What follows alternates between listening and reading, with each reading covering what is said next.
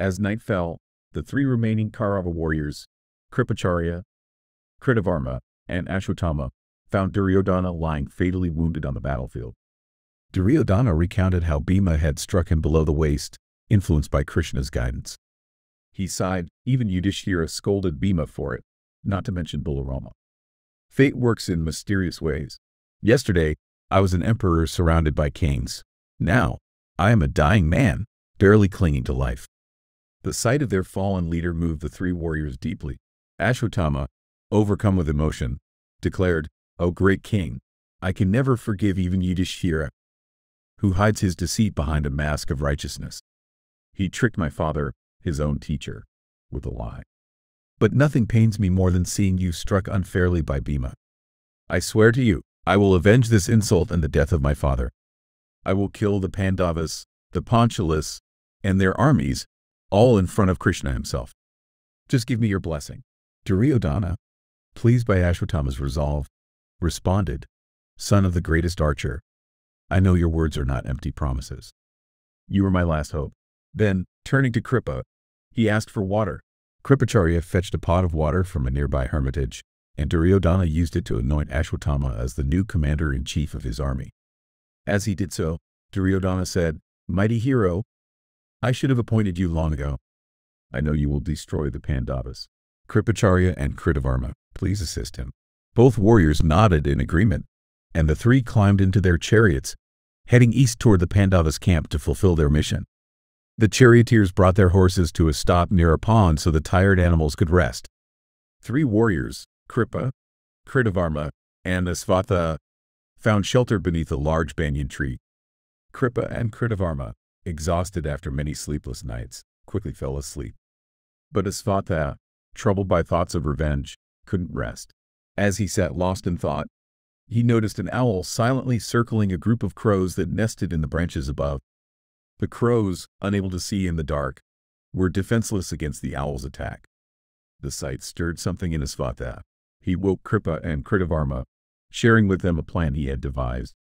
"I've learned something valuable from that owl," he began. "We should strike the Pandavas and the Panchalas tonight, while they sleep. We can destroy them just as the owl has done with the crows." Kripacharya, his uncle, frowned and responded, "My nephew, what you suggest is dishonorable. Your mind is clouded by your anger and grief. Killing enemies in their sleep is cruel and goes against the very code of a warrior. We are not murderers. We are Kshatriyas, and as Brahmins, such thoughts should never even cross our minds." Duryodhana brought his own doom upon himself with his greed. "There is nothing left for us to do." But Ashwatthama's heart burned with vengeance. "The Pandavas killed my father through deceit," he said angrily. "They betrayed Bhishma, who cared for them deeply, and they took Karna's life unfairly. Their most recent act was to strike Duryodhana below the belt, a cowardly move. I must repay my debt to my father and my king. Tonight, I will carry out my plan." With that, Ashwatthama climbed into his chariot and prepared to leave. Kripacharya and Kritavarma, though disapproving, followed him in their own chariots. Kripa called out to his nephew, "I've told you what I think, but we will not abandon you. However, I beg you once more to reconsider. You have always been an honorable warrior, known for your bravery and integrity. Let us rest tonight, and tomorrow we will face the Pandavas in fair battle. Don't embark on this dark, unjust mission." But Ashwatthama was resolute. "Uncle," he replied, "the Pandavas have already embraced immorality. They've broken the rules, and now it's time for me to answer." Ashwatthama, filled with rage, thought of how his father, as well as Bhurasrava, Karna, and Duryodhana, had been unjustly killed. "If killing sleeping warriors is a sin, I am ready to face any punishment, even if it means going to hell or being reborn as a lowly worm or a wild beast.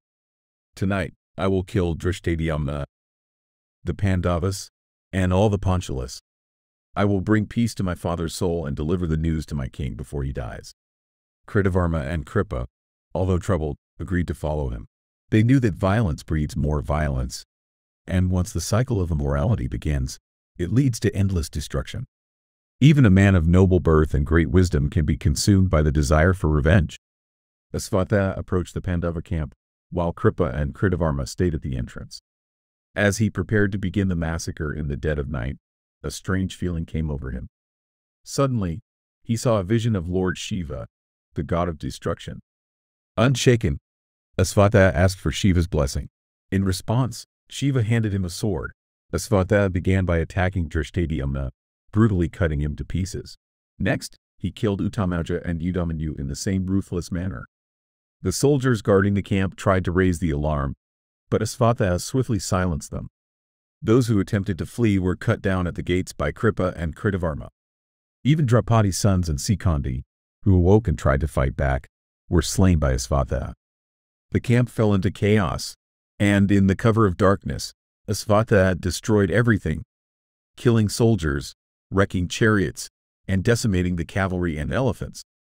After the carnage, Ashwatthama, Kripa, and Kritavarma went to see the dying Duryodhana.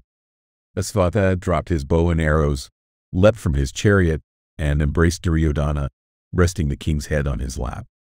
Duryodhana, weak and barely able to open his eyes, listened as Ashwatthama said, "Great king, I bring good news. I have killed Duryodhana, Sikandi, and Draupadi's sons, and I have completely destroyed the remains of the Pandava army."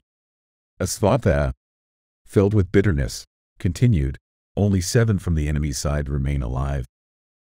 The 5 Pandavas, Satyaki, and Sri Krishna. They weren't here tonight, but I'll find them soon and finish what I started." He paused, his voice heavy with sorrow. "The only thing I regret is that I'm alive to witness my king's death. But I'm glad to tell you that Kritavarma and Kripacharya stood by me, helping to wipe out the Pandava forces." Summoning the last of his strength, Duryodhana spoke, "Ashwatthama, you have brought me the greatest joy in my final moments. I congratulate you, Kripacharya and Kritavarma. You have done what even the great Bhishma and our respected teacher couldn't do. We placed so much hope in Karna, and Salya was hailed as a hero, but cruel fate took them from us. Yet, you have achieved the impossible. I die content, and I hope to see you again in the afterlife. Farewell." With those words, Duryodhana breathed his last breath. Afterward, the 3 warriors, Ashwatthama, Kripacharya, and Kritavarma, climbed into their chariots and quietly left the battlefield, unnoticed in the dim light before dawn.